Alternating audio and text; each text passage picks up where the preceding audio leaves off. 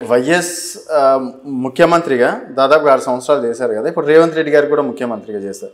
So different ఏమైనా ఉందా sir YS గారి ఆ టైంలో కావచ్చు, ఇప్పుడు రేవంత్ రెడ్డి గారి పోల్చుకుంటే? ఒకవేళ ఇప్పుడు రాజశేఖర రెడ్డి గారు పెద్ద నాయకుడు అండి.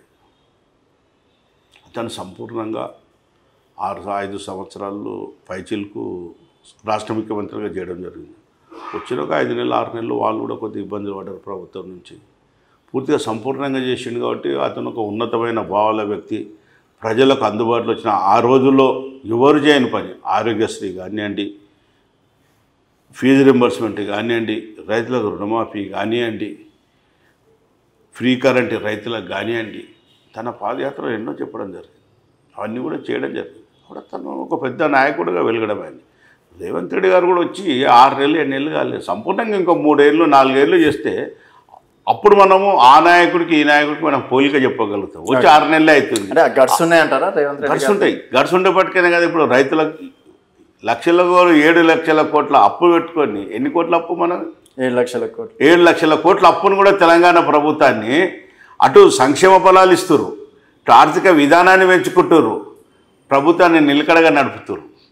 మరి గట్స్ ఉండబట్టికనే కదా రాష్ట్ర ముఖ్యమంత్రి ఇవాళ ఆగస్టు 15 తారీఖున రైతులకు అందరికీ కూడా రుణమాఫీ చేయడం జరుగుతుంది అని చెప్పి, గెలవగానే ఆర్టీసీల మహిళా తల్లులకు అందరూ కూడా ఫ్రీ బస్ చేయడం జరిగింది.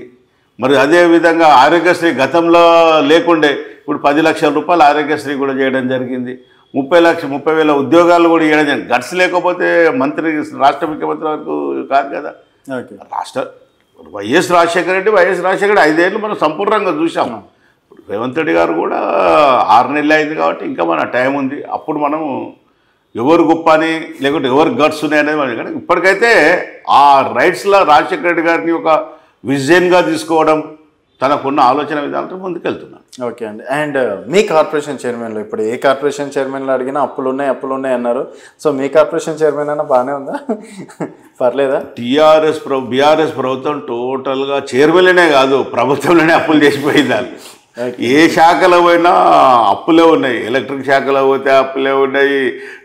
ఇందులో అప్పులు ఉన్నాయి, అందులో అప్పులు లేవు. మా దాంట్లో కూడా ఏం లేవు.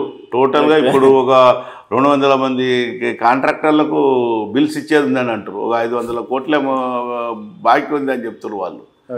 కాబట్టి దాన్ని పరిశీలన చేసుకొని మొన్ననే రాష్ట్ర ముఖ్యమంత్రి కూడా 2 పర్యాలు రివ్యూ తీసుకుండు మేము రాకముందుకే. దీన్ని కూడా ఒక గాడిలో పెట్టాలి, ఒక నిబంధనలతో ముందుకెళ్తే మున్సిపాలిటీలు అభివృద్ధి జరుగుతాయి. మున్సిపాలిటీలు అభివృద్ధి జరిగితే ప్రాంతం అంతా కూడా డెవలప్ అవుతుంది కాబట్టి అని చెప్పి ఆలోచనలో ఉన్నారు వాళ్ళు. ఓకే. అండ్ చాలా పెద్ద బాధ్యత అనుకుంటాం ఇది, కార్పొరేషన్ చైర్మన్ అయినా. అంటే ఎందుకంటే అర్బన్కి సంబంధించింది కాబట్టి.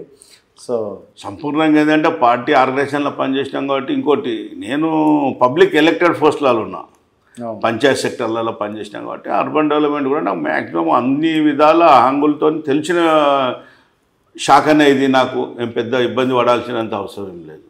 పూర్తి బాధ్యత నెరవేర్చే వ్యక్తి నేను.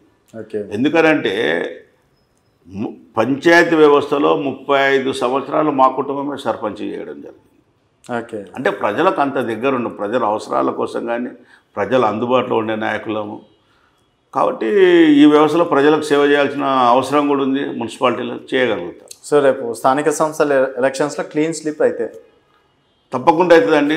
ప్రజలు కూడా నమ్ముతున్నారు కాంగ్రెస్ పార్టీని. ఏదైతే ఉందో ఈ స్కీములన్నీ కూడా మూమెంట్ అవుతాయి. ఇంకా కూడా కొద్దిగా గొప్ప ఎక్కడన్నా చిన్న ఇబ్బందులు ఉంటాయి, వాటిని కూడా క్లారిఫై చేయాలని చెప్పి రాష్ట్ర ముఖ్యమంత్రి, రాష్ట్ర మంత్రివర్యులు అందరూ మంత్రులు కూడా ఒక నిబద్ధతతో, ఒక నిశిష్టతతో కనీసం 12-14 గంటలు పార్టీ ఆర్గనైజేషన్లో రాష్ట్ర ప్రభుత్వం గురించి పనిచేస్తుంది. ఓకే. అండ్ ఇప్పుడు నెక్స్ట్ ఇంకో 5 సంవత్సరాలు అంటే 10 సంవత్సరాలు మేమే ఉంటాము అని చెప్పేసి చాలా అంటే గర్వం అనుకోవచ్చా, కాన్ఫిడెన్స్ అనుకోవచ్చా, ఓవర్ కాన్ఫిడెన్స్ అనుకోవచ్చా? ఇంకో 5 సంవత్సరాలు కూడా మీరు ముందే చెప్పేస్తున్నారు మేమే వచ్చేస్తామని చెప్పి. కాన్ఫిడెన్స్, గర్వం కాదు. ఎందుకంటే 6 నెలల ఇంత అప్పులున్న రాష్ట్రాన్ని గాడిలో పెట్టడం జరిగింది. అదేవిధంగా సంక్షేమాలు కూడా అన్నీ ఇచ్చినాం మనం. ఇప్పుడు వాళ్ళు 10 ఏళ్ళు చేయని పని డబుల్ బెడ్రూమ్ అన్నారు. ఇప్పటివరకు డబుల్ బెడ్రూమ్ ఏ ఒక్క కొద్దిగా ఇచ్చిన పాపాన పోలేరు. కేజీ టు పీజీ అన్నాడు కేసీఆర్ గారు, కేజీ టు పీజీ లేదు. అదేవిధంగా ఇంటికో ఉద్యోగం అన్నాడు, ఇంటికో ఉద్యోగం లేదు. లాస్ట్కి వస్తే ఈ మధ్యకాలంలో బై ఎలక్షన్లు ఎక్కడొస్తే అక్కడ దళిత బంధు అన్నాడు. సంపూర్ణంగా దళిత బంధు కూడా ఏమి చేయలేదు. అట్లా వాళ్ళు అన్ని ఫెయిల్ అయిన వాళ్ళే వాళ్ళు ప్రతిసారి ఏదో ఒక అబద్ధం చెప్పి ప్రజలను మోసం చేయడం. కాంగ్రెస్ పార్టీ మోసం చేయడం కాదు, కాంగ్రెస్ పార్టీ ఏదైతే ఇస్తామన్న 6 స్కీములు అటు పూర్తి సంపూర్ణంగా 6 నెలల్లో మనం చేయగలిగినాం కాబట్టి ఒక నమ్మకం ఉంది. కాంగ్రెస్ పార్టీలో రాహుల్ గాంధీ గారు కూడా ఈ మధ్యకాలంలో చూస్తున్నారు, ప్రతిదీ కూడా ప్రజల దగ్గరికి వెళ్ళి వాళ్ళతో మాట్లాడడం, వారి అభిప్రాయాలు తెలుసుకోవడం, వారికి అనుగుణంగా పోవాలి అనే ఆలోచన ఉంది. కాబట్టి రేవంత్ రెడ్డి గారు కానీ రాష్ట్ర మంత్రులందరూ కూడా అదే ఆలోచనతో ముందుకెళ్తారు. ఓకే. అండ్ ఇంకో 5 సంవత్సరాలు అయితే పక్కా వస్తుంది, నమ్మకం ఉంది. నమ్మకం. సో ప్రతి ఒక్కరికి కూడా న్యాయం జరుగుతుంది. అప్పుడైనా ఇలాంటి వాళ్ళకి రాజకీయంగా ఎంప్లాయ్మెంటు అంటే కొంతమందికి అన్యాయం జరగవచ్చు, కానీ మ్యాక్సిమం అయితే కాంగ్రెస్ పార్టీ కూడా అందరినీ కలుపుకుపోయి ముందుకెళ్ళాలనే అభిప్రాయంలో ఉన్నారు. ఓకే. ఒకవేళ తర్వాత కేసీఆర్ గారు రంగంలో దిగితే ఏంటండి పరిస్థితి? అంటే పాదయాత్రలు అవి ఇవి అని చెప్పేసి రకరకాలుగా వింటున్నాం. మరి మనం చూసాం చూడండి, ఏదైనా మార్కెట్లో కొంత టైం ఉంటుంది, అవైలబుల్ అయిపోయిందని. ఎందుకంటే ఆయన మాటలు వినే ఆలోచనలు లేరు జనాలు. ఫస్ట్ తెలంగాణ ప్రభుత్వం వచ్చినప్పుడు ఏవైతే చెప్పిండో 4-5 స్కీములు ఏవి కూడా చేయలే. ఎలక్షన్ ఆయన ఏమైనా పోయిండు, నాకు ఇప్పుడే 6 నెలలు అయింది, నన్ను నడక స్టార్ట్ అయింది, నాకు టైం ఇవ్వండి. 30 ఏళ్ళు కాంగ్రెస్ పార్టీ ఏం చేయలేదు, 5 ఏళ్ళలో మీరు నా మీద ఇంత ఆశలు పెట్టుకుని నేను చేయాలని దృఢ సంకల్పం ఉన్నా, నాకు ఇంకొకసారి సమయం పూర్తిగా సంపూర్ణంగా ఇంకో 5 ఏళ్ళు ఇచ్చారు కూడా. అయినా మళ్ళీ ఇప్పటికి అదే మాట చెప్తున్నాయి, ప్రజలు నమ్మడం లేదు. ఓకే. ఆయన కాదు, కేటీఆర్ కానీ హరీష్ రావు కానీ ఎవరు వచ్చినా వాళ్ళు పొద్దున్న లేస్తే బుడబుడకలలో వచ్చి ఇంటి ముంగడు వచ్చి లొల్లి పెట్టిపోతారు. వాళ్ళు 10 నిమిషాలు అలజడి ఉంటుంది.